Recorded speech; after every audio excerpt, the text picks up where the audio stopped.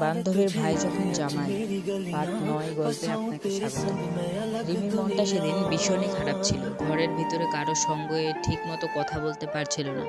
কক্সবাজারের হাসিমাখা স্মৃতি হঠাৎ যেন ধূসর হয়ে গেল। মনে হচ্ছিল সব দোষ যেন তারই। ছাদের দিকে তাকিয়ে থাকতে থাকতে তার চোখ ভিজে উঠল। মাথার ভিতরে শুধু একটা কথাই ঘুরপাক খাচ্ছিল, যদি শেষ পর্যন্ত সবই ঠিক হয়ে যেত।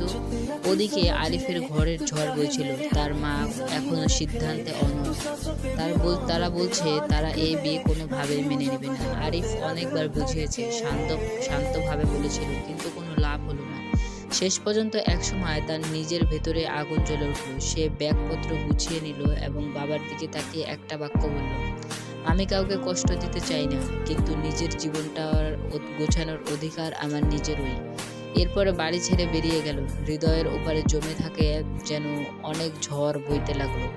সে চলে গেল নিজের আলাদা বাসায়। খালি ফ্ল্যাট, খালি দেওয়াল, খালি বিছানা, কিন্তু বুকটা ছিল শব্দে ভরা। রিমির নাম, তার মুখ, তার চোখের জল। এদিকে রিমি বাড়িতে আজ ঝড় উঠেছে অনেক। পাড়া প্রতিবেশীর কথা, মানুষের ফিসফাস, সবকিছু একসাথে মিলেমিশে বাবার বুকটা যেন ভেঙে হাহাকার করছিল। তিনি দীর্ঘশ্বাস ফেলে বললেন, আমি আমার মেয়ের মাথা নিচু করে থাকতে দিতে পারি না। তিনি আর দেরি করলেন না, চলে গেলেন নাফিসাদের বাড়িতে। কিন্তু সেখানে গিয়ে আরিফের দেখা মিলল না। তারপরে সে অনেক খোঁজ খবর, ফোন করে পরিচিতদের সঙ্গে অবশেষে আরিফের ঠিকানা মিলল। সে চলে গেল আরিফের কাছে। সেখানে দাঁড়িয়ে একটা কলিং বেল বাজালো। দরজা খুলে দিল আরিফ। খুলে দিয়েই তার একটা টান নীরবতা এখানে কাজ করছে। রিমির বাবা ধীরে ধীরে বললেন, বাবা, তোমাকে দোষ দিতে আসিনি, কিন্তু আমার মেয়েটা ভেঙে পড়েছে। লোকজন কথা বলছে তুমি ওকে ভালোবাসো তো? আরিফের চোখ হালকা ভিজে উঠল। ভালোবাসি চাচা, নিজের থেকেও বেশি। তাহলে সমাজের ভয়ে চুপ হয়ে থাকবে? আরিফ নিচু স্বরে কথা বলল, আমি এখানে এসেছি একটু শান্তি খুঁজতে। বাড়িতে কারোর সাথেই কথা বলতে পারছি না। সবাই আমার সাথে অনেক খারাপ ব্যবহার করছে, তাই আমি কারো বোঝা হতে চাই না। এই সময় যেন ভাগ্যের নাটকীয় মোড় নিল। কথা বলতে বলতেই একটা সিদ্ধান্ত হয়ে গেল। কোনো সাজসজ্জা নয়, কোনো লোকজনের অনুষ্ঠান নয়, সোজাসুজি কাজে ডাকা হলো এবং রিমিকে ডাকা হলো। সবকিছু এত দ্রুত ঘটেছিল, রিমি আর আরিফ ঠিক মতো কোনো কিছুর জন্যই প্রস্তুত ছিল না। কাজের সামনে বসে কাঁপছিল রিমির হাত। আরিফের চোখও ভেজা, কিন্তু মুখ দৃঢ়। ৩ বার জোরে কবুলের আওয়াজ শোনা হয়ে গেল। এখন থেকে তারা স্বামী স্ত্রী। সই করা শেষ হতেই সবাই ধীরে ধীরে চলে গেল। রুমটা আবারই নিঃশব্দ। নতুন সংসার, নতুন সম্পর্ক, কিন্তু দুজনের বুকই কেমন যেন একটা হাহাকার। এভাবে হবে ভাবেনি কেউ। রিমি নিঃশব্দে বিছানায় বসে পড়ল। হাতে মেহেদিটাও ঠিক মতো দেওয়া হয়নি, কিন্তু আজ তার বিয়ে। আরিফ পাশে চুপচাপ বসেছিল।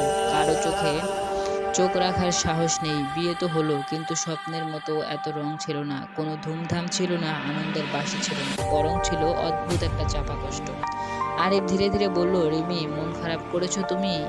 রিমি হালকা কাঁপা গলায় বলল, সবকিছু এত হঠাৎ করে হয়ে গেল। আমি কোনো কিছুর জন্যই প্রস্তুত ছিলাম না। মায়ের কাছে থাকতে পারলাম না, কিছু বলতে পারলাম না। আরিফ চুপ করে শুধু সবকিছু শুনল। তারপর খুব আলতো করে বলল, আমিও এমনটা ভাবিনি, কিন্তু একটা কথা জানো, যাই হোক, তুমি এখন আমার দায়িত্ব নও, তুমি আমার জীবন।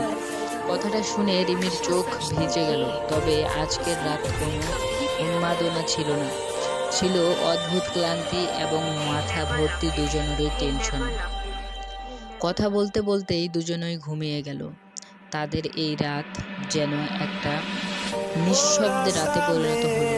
পরদিন সকালে আরিফ অফিসের জন্য রওনা দিয়ে দিল। যাওয়ার আগে অনেকক্ষণ দরজার বাইরে দাঁড়িয়ে রইল। রিমিকে একা রেখে যেতে খারাপ লাগছিল, কিন্তু দায়িত্ব তাকে ডাকছিল। সে বলল, তুমি দরজা লাগিয়ে রেখো, আমি তাড়াতাড়ি ফিরব। রিমির চোখে মায়া, ভালোবাসা আর একটু অজানা ভয়। দিন কেটে গেল। অফিসে বসে কোনো কাজে মন বসছিল না আরিফের। ঘড়ির কাঁটা যেন আজ ধীর গতিতে চলছিল।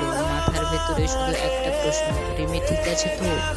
কাজ শেষ হতে দ্রুত বাসার দিকে রওনা দিয়ে দিল। সিঁড়ি বেয়ে উঠতে উঠতে বুকের ভেতর অজানা দুশ্চিন্তা জমে উঠেছিল।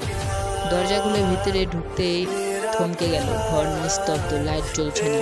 টেবিলে রাখা চায়ের কাপ ঠান্ডা হয়ে গেছে। আরিফের বুক ধক করে উঠল। সে পাগলের মতো ডাকতে লাগলো, রিমি, রিমি, কোথায় তুমি? রুমে, বারান্দা, রান্নাঘরে সবখানে খুঁজলো, কিন্তু কোথাও রিমি নেই। এক মুহূর্তের ঘরের দেওয়ালগুলো যেন তার উপর ঝুঁকে পড়তে লাগলো। কপালে ঘাম জমতে লাগলো। মনে হলো বুকের ভেতর থেকে হৃদয়টা টেনে কেউ বের করে নিয়ে যাচ্ছে। সে দৌড়ে বেরিয়ে এলো রাস্তার মোড়ে। আশেপাশে খোঁজ নিল, কিন্তু কোথাও তার কোনো দেখা নেই। তার ফোনটাও অনেক বন্ধ ছিল। আরিফ অনেকবার ট্রাই করেছে। আরিফ ফিসফিস করে বলল, রিমি, আমাকে এভাবে ভয় পাইয়ে দিও না। কোথায় তুমি? তাড়াতাড়ি ফিরে আসো। কিন্তু রিমির কোনো খবরই ছিল না। আজকের গল্পটা এ পর্যন্তই। বাকি পার্ট আসছে খুব শীঘ্রই। বাকি পার্ট পেতে চ্যানেলটিকে অবশ্যই সাবস্ক্রাইব করে রাখবেন।